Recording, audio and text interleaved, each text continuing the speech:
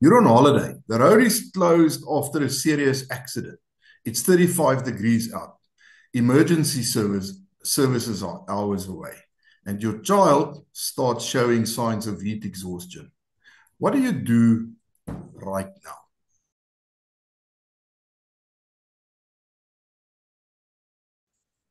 Holidays are great, especially December holidays.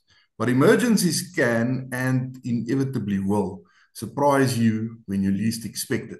We talked to Walter Meyer from Wild Medics, based down in the Cape Town area, Somerset West, to understand more about being better prepared for those unexpected shocks that may very well derail your holiday. Walt, welcome back to the channel. Hello, Rian. Thanks for having me again. Thank you so much for being available to chat to me. I always appreciate it. It's always good to talk to you.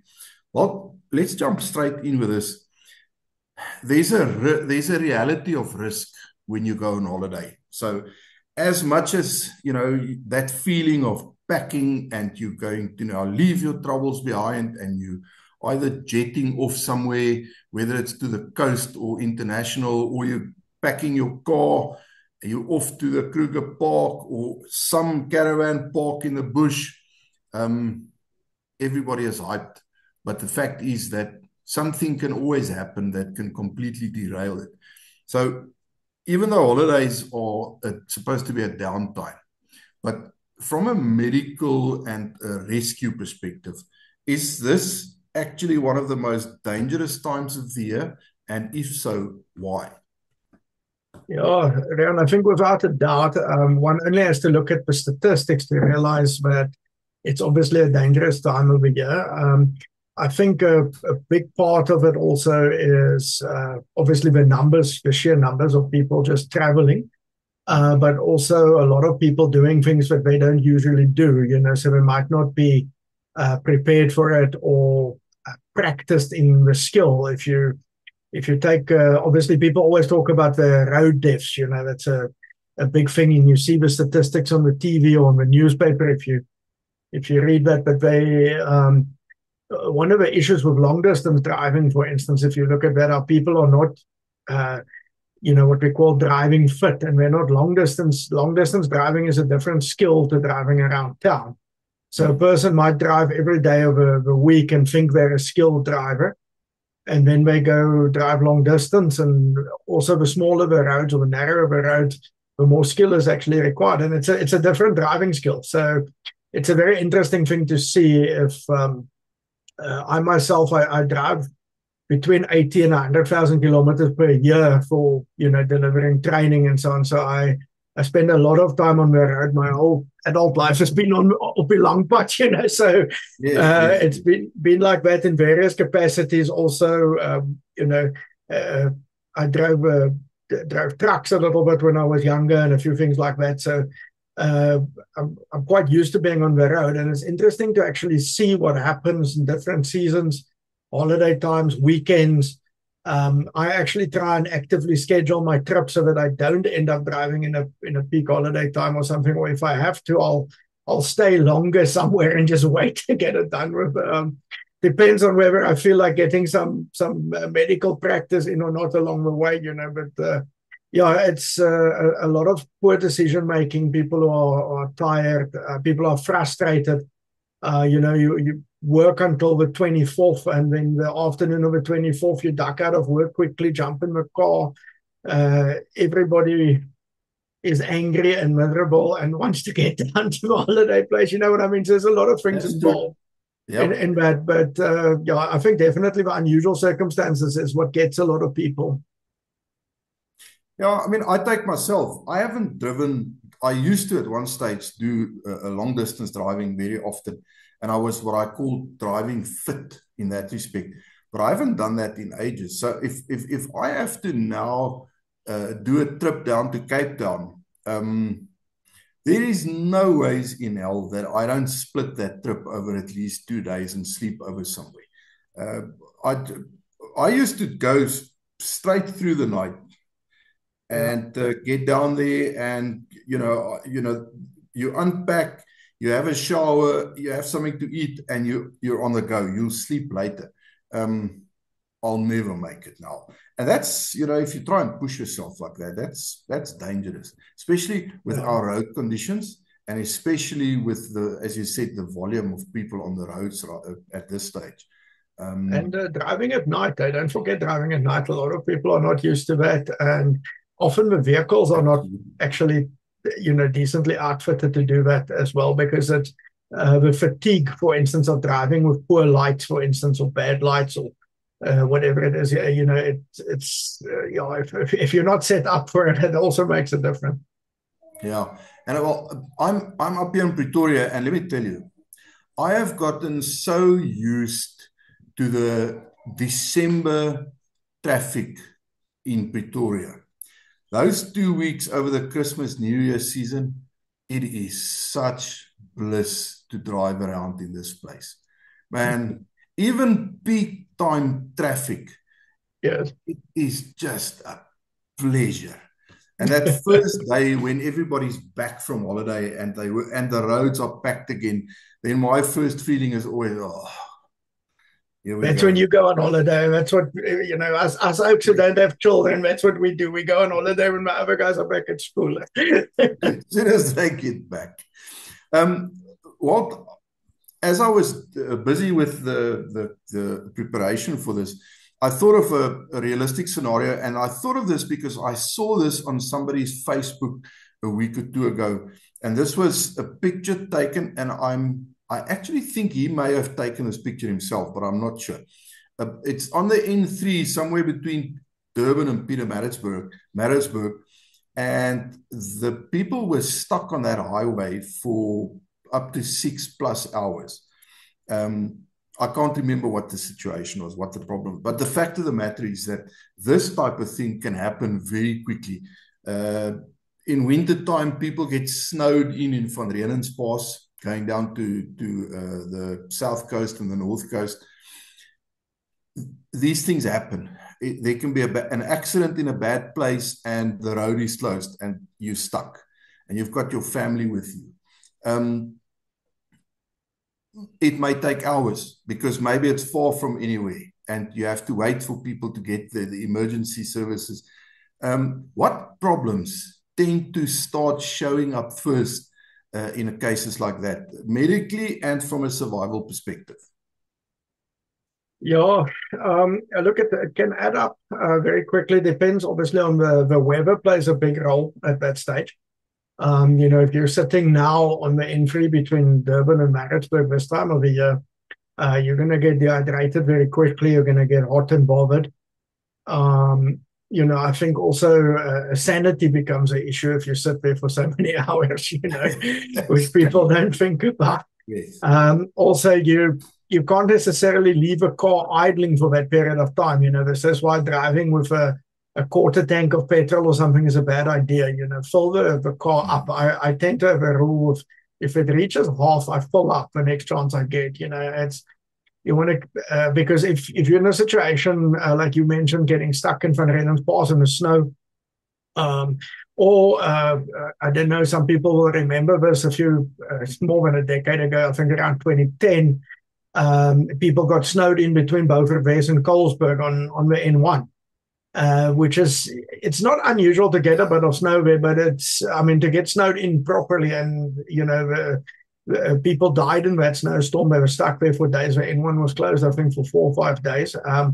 I myself got stuck somewhere between Beaufort West and Three Sisters, managed to turn around and get back to Beaufort West and then drove to Oudtshoorn to spend for 4 days on holiday. There was a friend waiting for the snow to pass. But in that storm, a lot of people succumbed due to the cold. You can't leave a car idling. People think I'm going to leave a car idling, leave a heater on, that sort of thing. You can't, because you run out of fuel as well. And the car doesn't necessarily tolerate it. People also don't think about that. Especially in South Africa, we don't really prepare for the cold. We prepare for the heat mostly. And in cold conditions, for instance, if you switch some vehicles, especially diesel vehicles, if you switch them off and they get very cold, then you actually battle to get going again with that vehicle, because the fuel becomes almost jellish.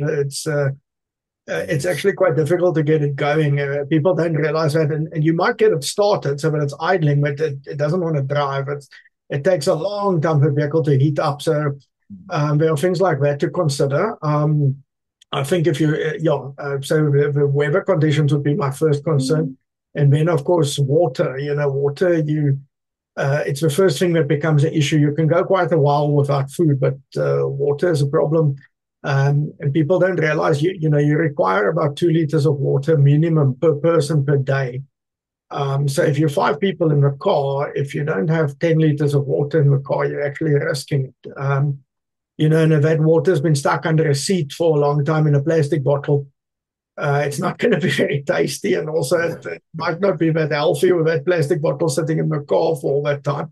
So, changing the water, being prepared for it, and so on is important. Having some extra easy to prepare food or emergency ration type food. That could be a box of Snacker bars for that matter. It doesn't have to be, the latest, greatest, most expensive MRE, but things that you can eat without having to prepare it. It can be a tin of tuna, it's whatever you have, but Yes. it's good to be prepared for it.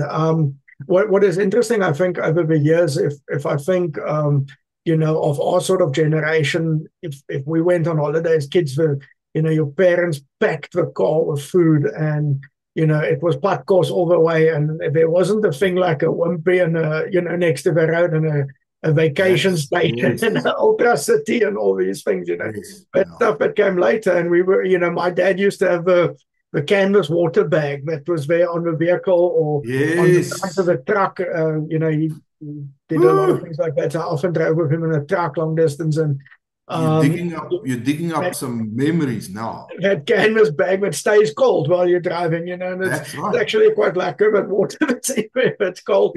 But people were naturally more prepared because they weren't relying on the fact that I can find something at the next stop, or we'll just stop there for a burger, If suddenly you're locked off like that, if you think about the road where what you were talking about between Maritzburg and Durban, in theory, if you pop off the road somewhere there, you'll find something to eat quite quickly, right? Somewhere in there, and you'll Yes. or whatever it is. But if suddenly you can't get off the road and you can't leave your car, and what do you do?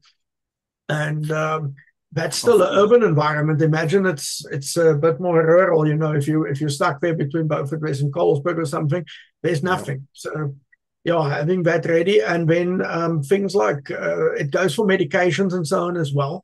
Especially chronic medications. It's very easy to say, oh, well, I get in the car, I've got my last day's worth of my medication, and I'll pick it up at Clicks tomorrow, or at Dis-Chem or something because all the branches have got your script, it's become easy. So it's not like in the old days where it's one pharmacy that's got your stuff, So people rely on that convenience, and the moment that's removed, you have an issue. So you're sitting overnight, and you wanted to pick up your medication tomorrow morning, but now you can't get there. And if it's stuff that you need, for something like diabetes or asthma, or whatever, you can start feeling ill pretty quickly from it. So, No, and I mean, maybe something like Imodium or charcoal yeah, tablets. And my all-time favorite, twin double-ply toilet paper. yeah, Enough of it. I yes. mean, imagine you're sitting there, you're stuck, and suddenly you develop some kind of a tummy problem for whatever Yeah. reason. Well, that's Um, a typical traveler's condition, traveler's diarrhea. So yes. it's the little jackals, the ones that start bugging you when you're in that situation. People always think of the big things, I'm going to Mm. amputate my arm and I need 5 tourniquets, but it's, they forget I'm going to cut myself and I need some Imodium Exactly. to Yes. stop it. That can be a serious problem Yeah. and quickly. So people obviously underestimate the environment. As we've now spoken about heat and rain and cold and wind and stuff like that. How quickly can exposure become a medical emergency? And what should families be watching out for? Okay, so in terms of how quickly, it depends on whether you're talking about heat or cold, and then of course the severity of it. I mean, if you take cold, sub-zero temperatures can overwhelm a person within minutes. Okay, so it can be incredibly quick. Heat is generally not as quick. Your body can deal with it a bit better, but it's going to depend on a few things like the age of the person. Gender plays a role. Is it a kind of a midlife adult, or is it an older person or a very young person, and so forth? All of those things play a role. I would say, in more severe heat, yeah, within anything from probably 45 minutes or an hour up, you can start feeling pretty miserable. It can become life-threatening fairly quickly, but it depends on what it is. What people miss sometimes is with the heat. Eventually, what happens, you go through sort of a phase of heat exhaustion, and normally some cramping and sweating, and disease. Dis-ease, okay, not disease, dis-ease. You know what I mean? You feel uncomfortable. Yes. And then you go into a proper heat exhaustion, and then eventually it ends up in a situation what we call heat stroke. And that's normally when the person, the level of consciousness decreases. And one of the things that happen, or two of the things that can come up, is nausea and vomiting, and then diarrhea that starts because of it.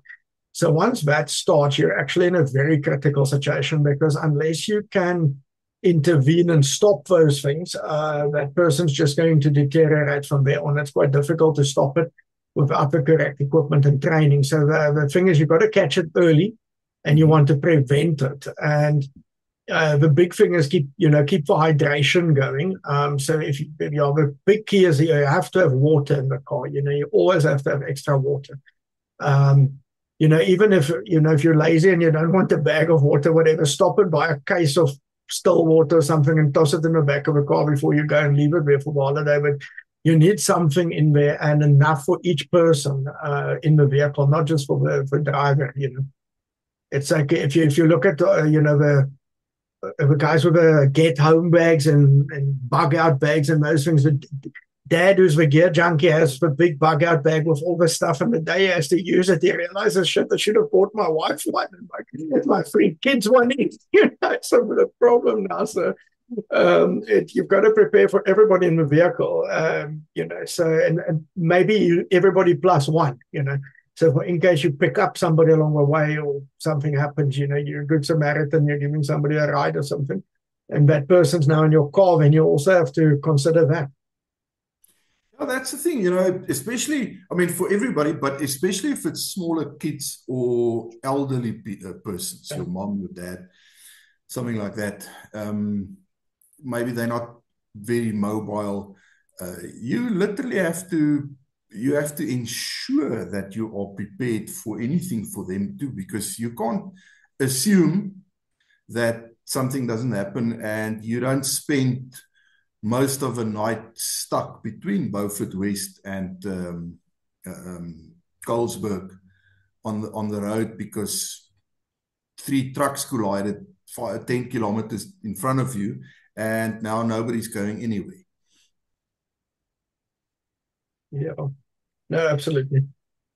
Well, if emergency services, while we're on that point, are delayed or maybe for whatever reason they're inaccessible, and talking about that, your connectivity to the outside world is part of this preparation. Having a charged phone, maybe even having an extra phone, having power banks that are fully charged,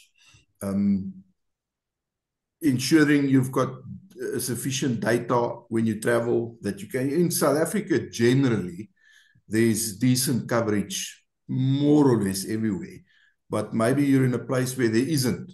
Like friends of mine right at this time are in the Kruger Park, and I'm an old veteran of the Kruger Park, so I know for a fact, once you're out the camps, your phone is basically just there to, if you've got a decent camera, to take close-up pictures with. That's pretty much it. You respond to stuff when you get back to a camp. Other than that, you're stuck. So you need to actually provide for that too. Yes. So carry on.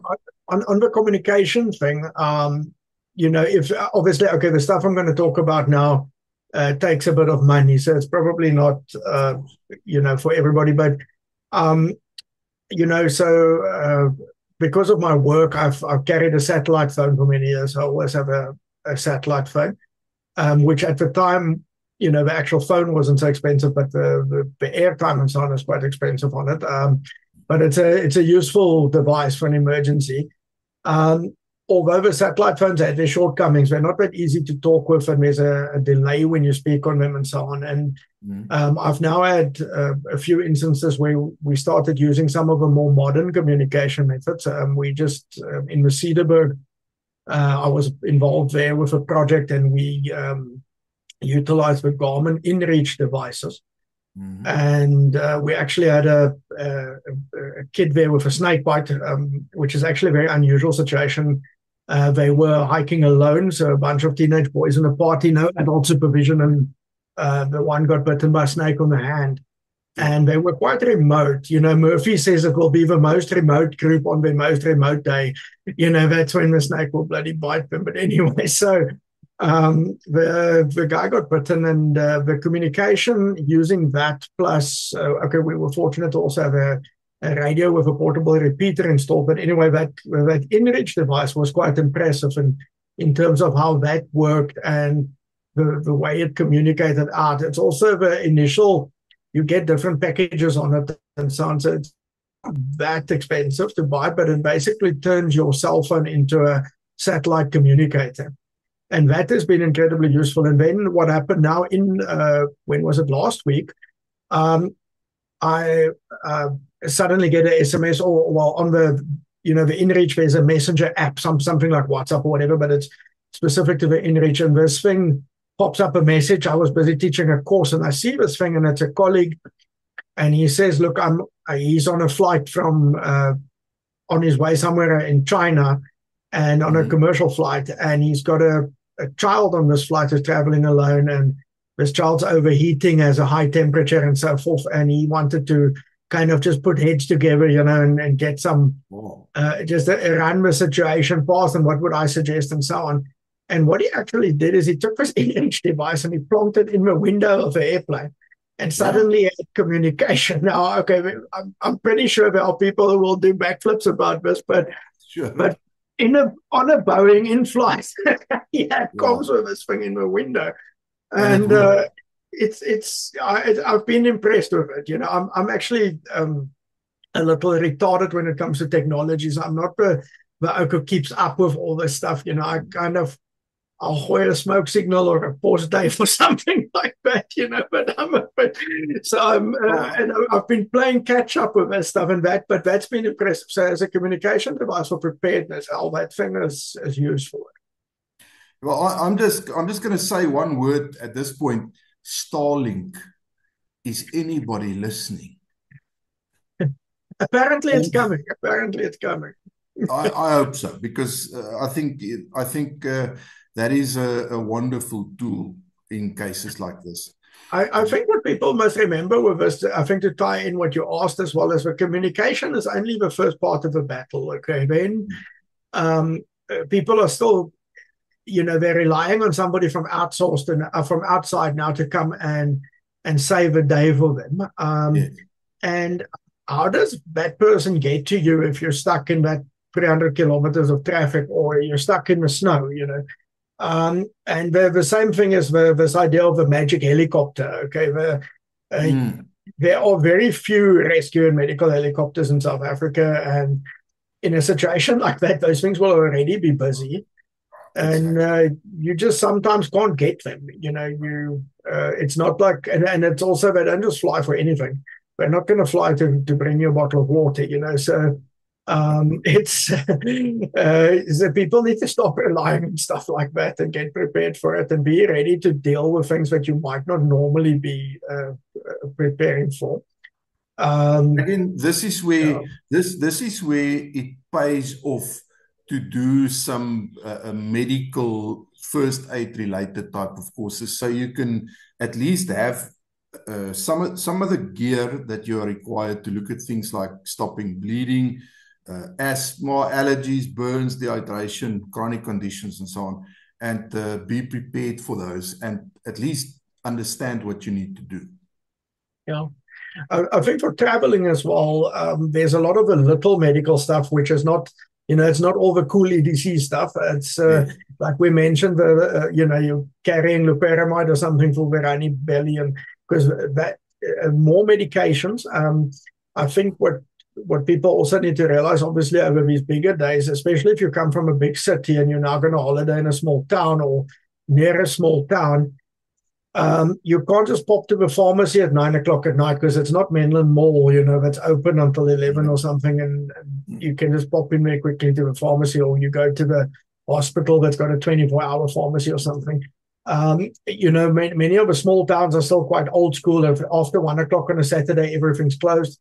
From 5 o'clock in the afternoon, everything's closed, and the city guys are not used to that idea, and so being prepared for extra things, especially that inconvenient stuff to get you through the night, especially if you have smaller children and so on, things like your, having enough paracetamol, being able to deal with a fever, and being able to deal with nausea and vomiting, sort of all those more common things, being able to deal with a nosebleed, being able to deal with allergies, because also keep in mind, if you drive out of your normal sort of climatic zone or your normal biome, then suddenly things change. There are different plants. You're used to living in Pretoria, now you're in Margate, and suddenly there are different plants there with different pollens and different.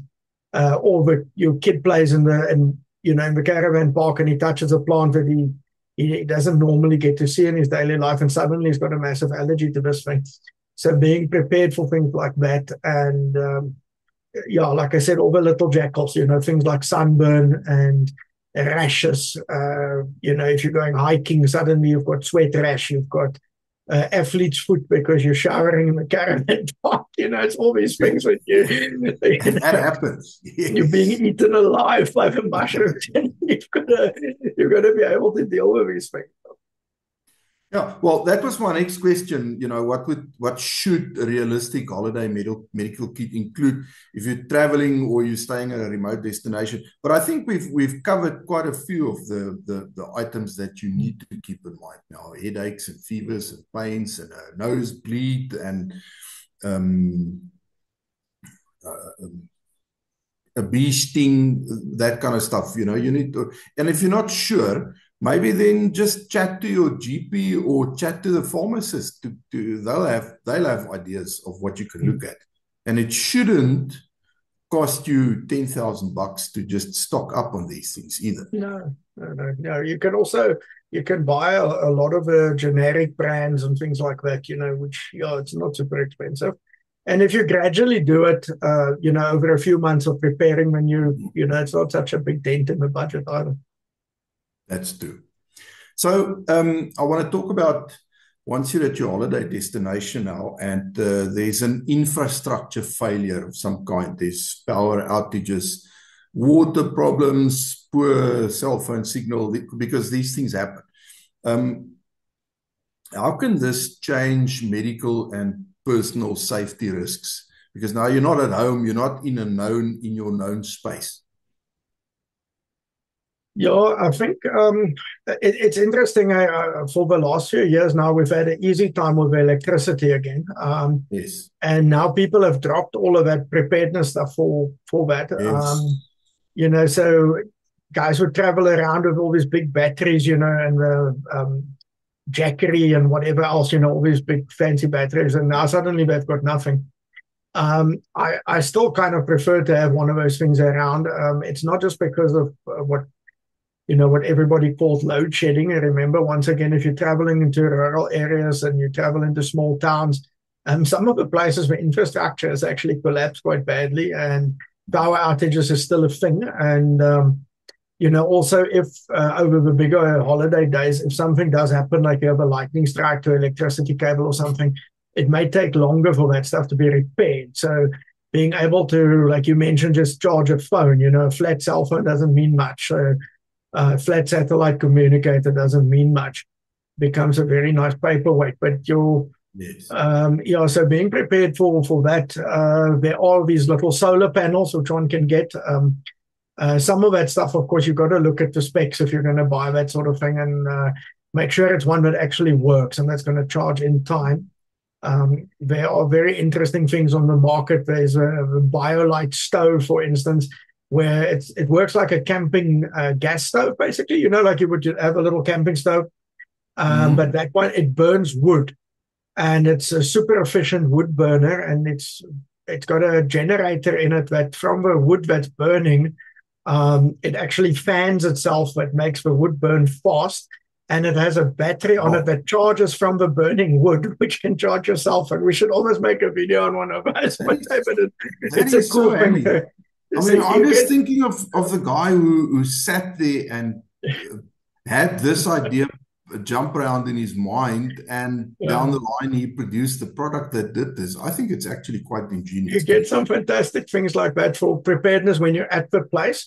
And then I think also don't forget basics, you know, like a torch, maybe a lantern. A lantern is a way more convenient thing than a torch if you just want general light, or livable light, you know, for everybody, or a bit of social. Your fire starters, you know, your lighter, have a big lighter in the car. You know, little things like that. Don't count on it being there, or you being able to just buy it around the corner. That's an important thing when it comes to medical devices as well. Some of them, for instance, if you have a child who requires to be, say, nebulized once or twice a day or something like that, or a child who battles with a condition where you might need to nebulize them if they get sick, those nebulizers also need to be charged. And you get fantastic little compact ones now, which has almost like a little power bank on it. And from a tiny thing like that, you can carry it in a hiking backpack. You can nebulize somebody. You know, it's like for asthma medication that gets vaporized, and then you can breathe it. And now you get the little one, and then you can use that thing's battery as a power bank if you need to. So it covers a few bases, but obviously it depends on what your situation is, you know, whether you might need that sort of thing or not. And then you need to be prepared to deal with that in a situation where you might not have great power.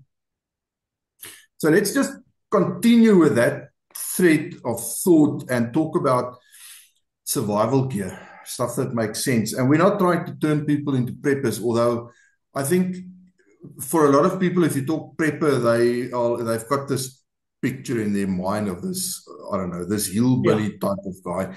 But that's not a prepper. In reality, is even the mom who travels down to, say, Cape Town with the kids in the car, and she's got all of these. She's got extra nappies. She's got sweeties. You know, she's got cool drinks. She is sorted in that respect. That, in essence, makes her a bit of a prepper. She's a prepper, yeah. she's a prepper. Whether she wants to acknowledge it or not, she's a prepper. And she's going to be better off than the mum who does not do that. So what everyday survival items should families have in their vehicles or in their accommodation, wherever they arrive, that would make a big difference in a crisis? I mean, this is a broad spectrum, but if we can maybe just cover some of the more important ones as far as you're concerned. I think we already mentioned extra food and water in the car, so and the medications that you might require for an extra few days. On top of that, what I've always found useful to have in the vehicle, and the things I've used the most to help myself and other people on the road, would be things like a decent set of jumper cables, a tow rope, you know, for pulling somebody or getting somebody unstuck in some situations. Along with that, of course, certain things work, like a few shackles and things like that to connect that up. You also get the little battery. It's like a jumper set that you now get, which is basically like a very powerful power bank that can jump your car. Depending on the size of your car, you obviously have to buy an appropriately sized one. Which is useful. A portable compressor is very useful, and a tire repair kit, and of course the knowledge to use these things. Okay, it doesn't help you very little. You try and figure it out in the middle of the night, you know, next to the road. But It's very useful in Cederberg now. I fixed a few tires, for instance, with a tire repair kit that I have with me. Just keep the vehicles on the road, keep the vehicles going, keep the logistics happening. And if you can do it yourself, you can. Sometimes it's easier. For instance, now I plugged a tire on a vehicle and got to you can get the vehicle back on the road in 5 minutes instead of changing to the spare when driving into town to change that tire or get that tire fixed by a tire shop, that sort of thing. So that's a useful item to have. Some sort of a blanket or something for each person to keep them warm should they get stuck in a cold condition. Something that I like to keep in the vehicle is this thing from Helicon Tex that's called a Swagman roll. It's like amper soos 'n aapjas, it's like a big furry thing that you can pull over you like a poncho. But you can also open it flat into a blanket. You can, you can get that from Cerberus Outdoor in Randburg. They have a fantastic range of these things. And so the Swagman rollwear is a nice thing. The other thing is a ground sheet. Ground sheet's a handy thing to have. You get lightweight ones. People think now of a big canvas thing. It's not necessarily that. You get a very small lightweight ones.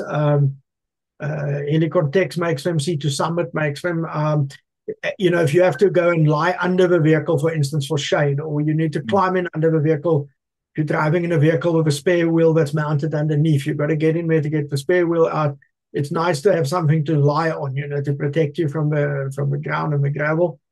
You can make a shelter with it. You can make an emergency stretcher with it. And, it packs up small like this. You can stuff it under a seat and forget that it's there until the day you need it.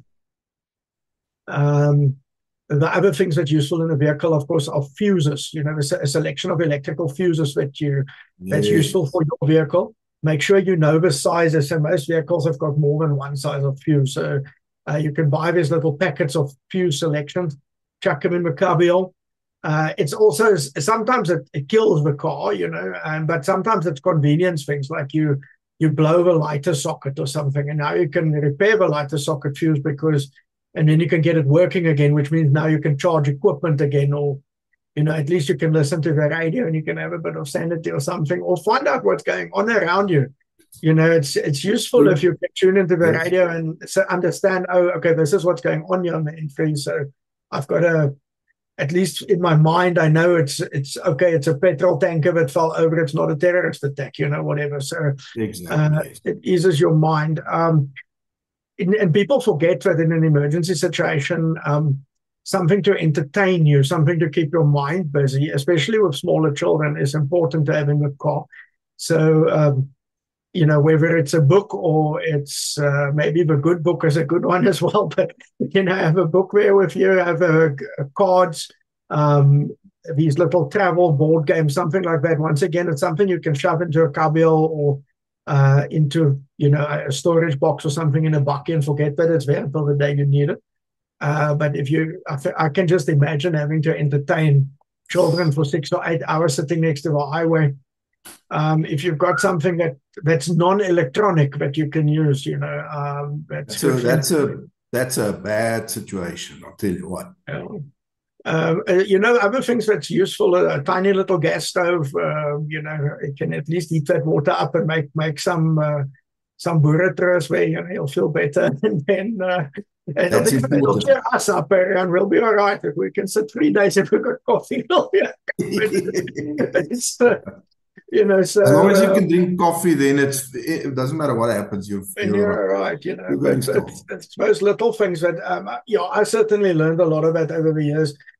Spare globes for the vehicle, so headlamps, indicators, all of that. It also keeps you out of trouble with the traffic officers. And if your headlights suddenly, even if you blow one headlamp on your way down to your holiday destination, it makes it a lot more dangerous, because remember, it's not just for you to see, it's for other people to see you.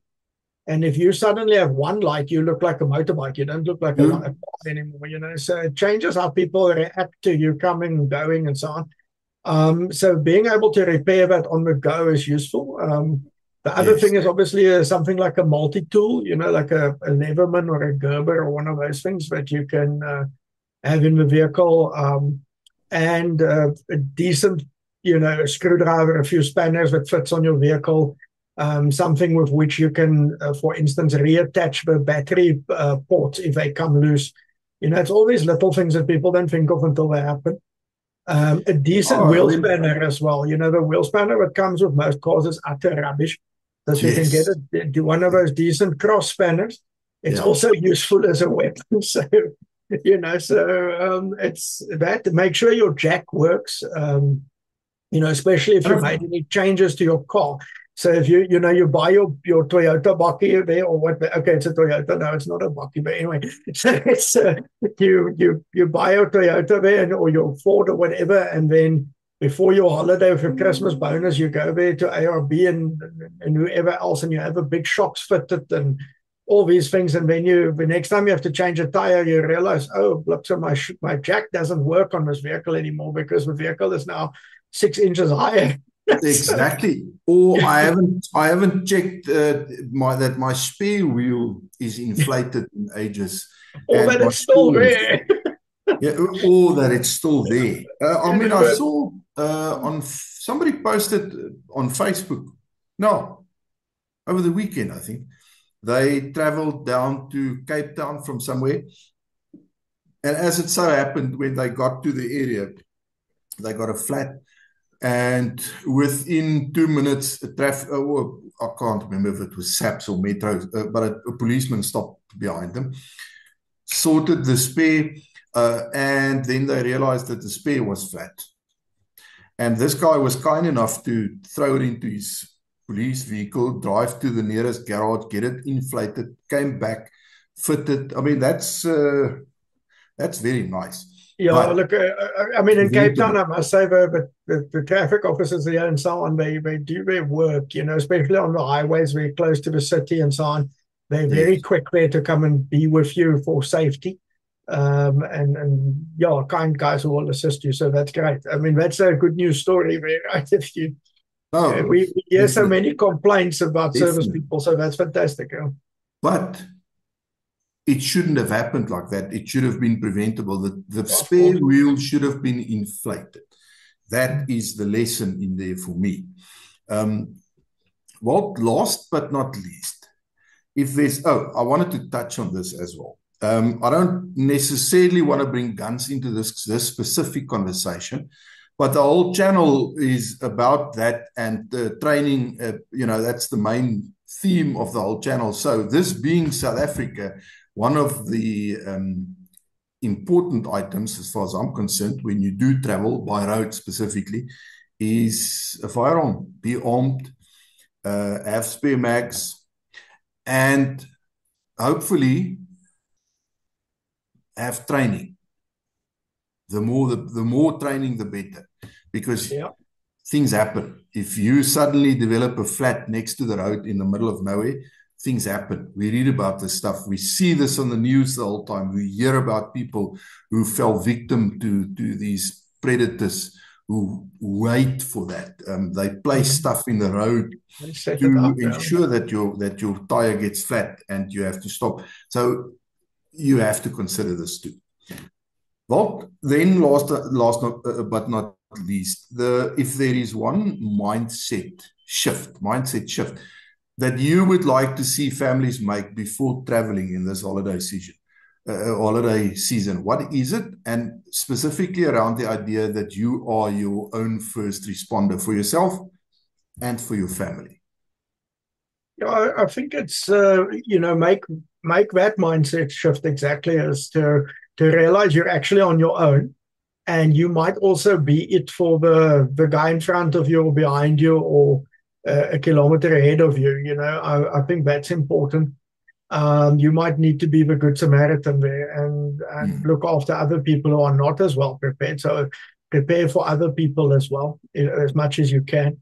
And I think for the holiday, the mindset is relax, calm down, put the aggression away, put all the fighting and all the politics and all that sort of absolute bullshit, if I can call it, just put it away. Drive slowly. The coast will still be there. The mountains will still be there. So if you get there at 10 o'clock rather than 8 o'clock, it's all right. Just take it easy and enjoy the beautiful country. If you're in South Africa, yeah, especially for the, enjoy it. Go look and take the other roads. Don't always take the main road. Like I said, a big part of my life is driving, and the biggest happiness I find is taking all these little detours and go find the cool things to see, so that you're not in such a hurry and that you rest, and that avoids all these incidents and accidents. And I think the big thing on the road is that aggression, of me first, and bugger you cut me off, I'm going to beat you up now, all that rubbish. Just forget it. Just it's not a fight. It's Christmas, and holiday, and be a good example for other people. And if you've got your kids in the car, be a good example for your kids. Absolutely. Yeah, it's crazy. Yes. Yeah. All right. Well, thank you so much. I'm going to end it there. For the viewers, preparedness isn't about expecting the worst.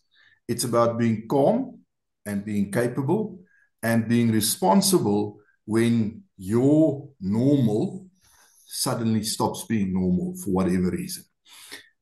If you've enjoyed this episode, please give us a like. Please subscribe to the channel, and please smash that bell icon so you get notifications of all our future videos coming out. And if you are interested in training, there's always a link in the description below to the loan operator training that is available. Check it out, and we look forward to meeting you on a range in the new year. Bob, that's it from me, man. Thank you so much for joining me. Thank you so much for sharing some of your knowledge and information with us. Highly appreciate it. I'm pretty certain that the viewers will find value. Thanks, Aaron. Thank you for having me again.